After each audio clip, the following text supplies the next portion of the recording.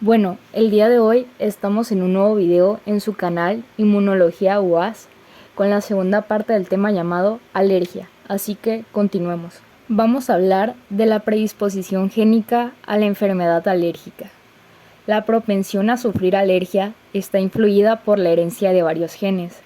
Las concentraciones anormales elevadas de inmunoglobulina E y la alergia asociada a menudo son rasgos de familia. Dentro de la misma familia, el órgano diana de la enfermedad atópica es variable. Puede estar presente en varios grados y en diferentes miembros de la misma familia.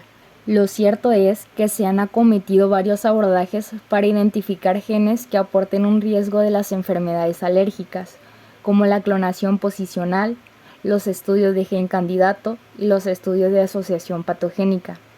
Uno de los primeros hallazgos fue la identificación de un locus, es decir, la posición fija dentro del cromosoma de propensión a la alergia en el cromosoma 5 en el brazo largo, cerca del lugar del grupo genes que codifican las citocinas interleucina 4, interleucina 5, interleucina 9 e interleucina 13 y al receptor para la interleucina 14.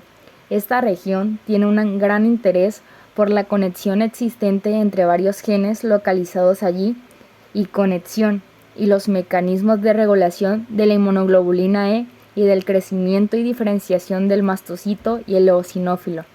Las mutaciones que dan lugar a la pérdida de la expresión o función de la proteína filagrina originan un riesgo significativo del desarrollo de dermatitis atópica al principio de la infancia y de posteriores enfermedades alérgicas, incluidas el asma. Bueno, ahora vamos a hablar de los factores ambientales en la alergia. Otro de los factores que acompañan a los factores genéticos y que de igual manera repercuten son los ambientales. Las influencias ambientales son la exposición a los propios alérgenos, los microorganismos infecciosos y posiblemente otros factores que repercuten en la función de barrera de la mucosa, como la contaminación del aire. Además, es importante el momento de la vida que tiene lugar la exposición a estos factores ambientales, especialmente la exposición al principio de la vida. La exposición a los microbios durante el principio de la infancia puede reducir el riesgo de sufrir alergia. Bueno, ahora vamos a hablar un poco de enfermedades alérgicas en los seres humanos, patogenia y tratamiento. Las manifestaciones de las enfermedades alérgicas dependen de los tejidos en los que los mediadores del mastocito y las citocinas tipo 2 ejerzan sus efectos, así como la cronicidad del proceso inflamatorio resultante. Los sujetos atópicos pueden tener uno o más tipos de alergia, y las formas más frecuentes son la rinitis alérgica, el asma bronquial, la dermatitis atópica y la alergia a los alimentos. Algo importante de mencionar es que el punto de contacto con el alérgeno puede determinar los órganos o tejidos donde los mastocitos y los linfocitos Th2 se activan. Estos últimos son un subgrupo funcional de linfocitos TCD4 cooperadores. Plasmando un ejemplo, los antígenos inhalados producen rinitis o asma. Los antígenos ingeridos producen a menudo vómitos y diarrea, pero también pueden producir síntomas cutáneos y respiratorios si se ingieren dosis mayores, y los antígenos inyectados provocan efectos sistémicos en la circulación. La concentración de mastocitos en varios órganos diana influye en la gravedad de las respuestas. Los mastocitos son particularmente abundantes en la piel y la mucosa de las vías respiratorias y digestiva, y estos tejidos sufren con frecuencia la mayor parte de la lesión en las reacciones de hipersensibilidad inmediata. El fenotipo del mastocito local puede influir en las características de la reacción de la hipersensibilidad inmediata. La anafilaxia sistémica es una reacción sistémica de hipersensibilidad inmediata caracterizada por el edema de muchos tejidos y una reducción de la presión arterial secundaria a la vasodilatación y la fuga vascular. Estos efectos se deben habitualmente a la presencia sistémica del antígeno introducido por inyección, picadura de insecto o absorción a través de una superficie epitelial como la mucosa intestinal.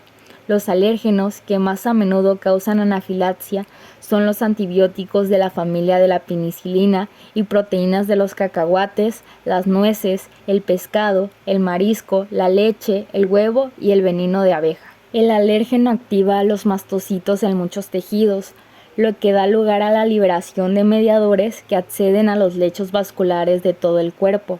La reducción del tono vascular y la fuga de plasma causadas por los mediadores de los mastocitos pueden provocar una significativa reducción de la presión arterial o un choque, el llamado choque anafiláctico, que es a menudo mortal.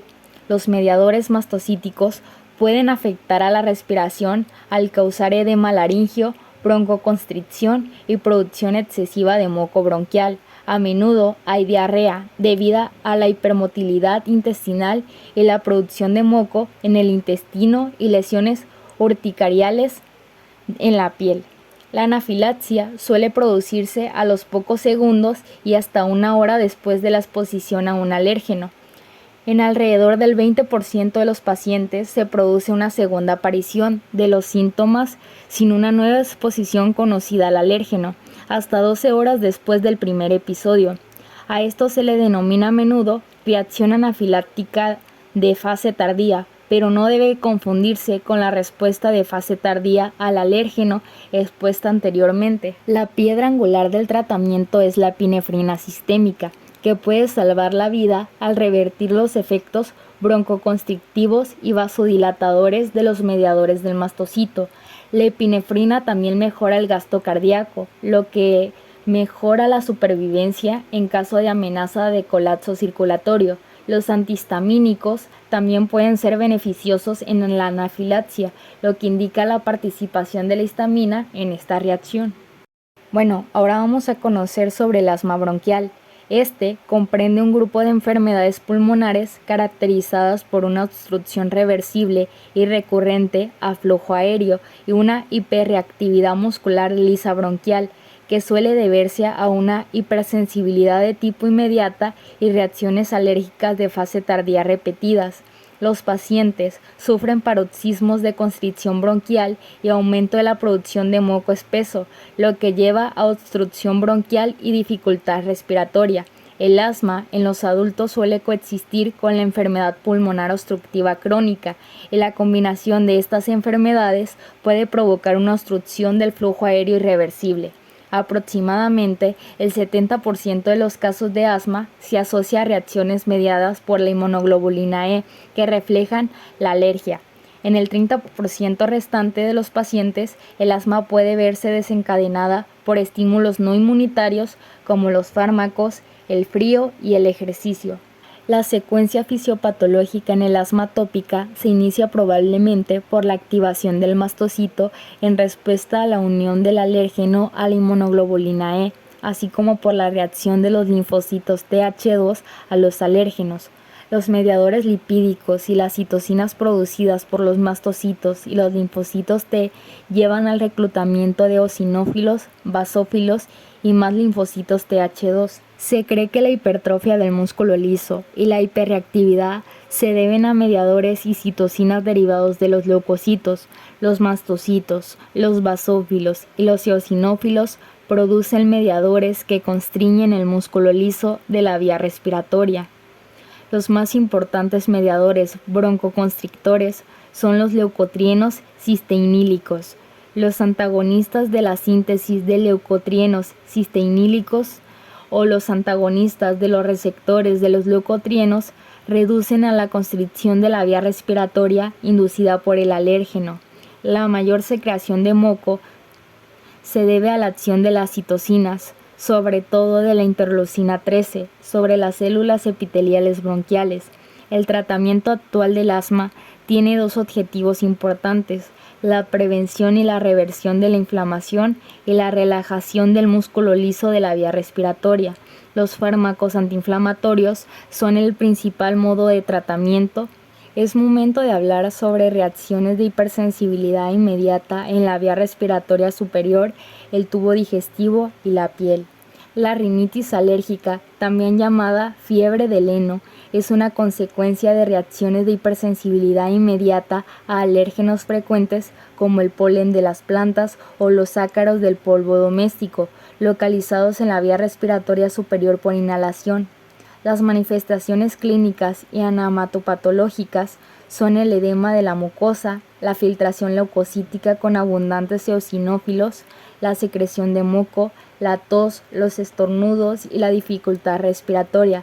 La conjuntivitis alérgica con prurito se asocia con frecuencia a la rinitis.